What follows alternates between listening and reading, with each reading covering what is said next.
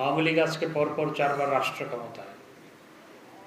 অবশ্যই আমাদের নেতাকর্মীদের ধন্যবাদ জানাই, কিন্তু আপনারা জানেন 14 সালে কি সংকট তৈরি করা হয়েছিল, 18 সালে সংকট তৈরি করা হয়েছিল, 24 সালেও সংকট তৈরি করার অপচেষ্টা ছিল, কিন্তু সমস্ত সংকট ষড়যন্ত্রকে মোকাবেলা করে যার কারণে আজকে আওয়ামী লীগ পরপর 4 বার রাষ্ট্র ক্ষমতায়, তিনি শেখ হাসিনা। এবং আমার অনেক কিছু কাছে থেকে দেখার সুযোগ হয়েছে। অনেক নেতা দ্বিধান্বিত ছিলেন 14 সালে, 18 সালে, বিভিন্ন সময়।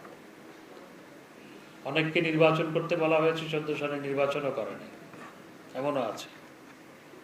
কিন্তু শেখ হাসিনার নেতৃত্বে, শেখ হাসিনার দৃঢ়তার কারণে আজকে পরপর 4 বার দল রাষ্ট্র ক্ষমতায়।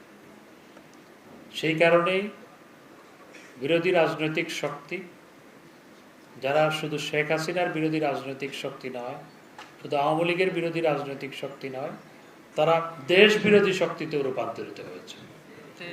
তাদের তা সহ্য হচ্ছে না, কারণ ক্ষমতার খালোয়া রুটি খাওয়ার জন্য যারা দল গঠন করেছিলেন, বিএনপি নেতারা, মির্জা ফখরুল ইসলাম আলমগীর সহ, আমাদের চট্টগ্রামেরও 2-1 আছে, নাম বলতে খাটো করতে চাই না, ক্ষমতার হালুয়া রুটির ভাগবটোরা পাওয়ার জন্য যারা দল গঠন করেছিলেন, সেই ক্ষমতার হালুয়া রুটি থেকে 22 বছর ধরে ক্ষমতার বাইরে, এটি তো তাদের সহ্য হচ্ছে না।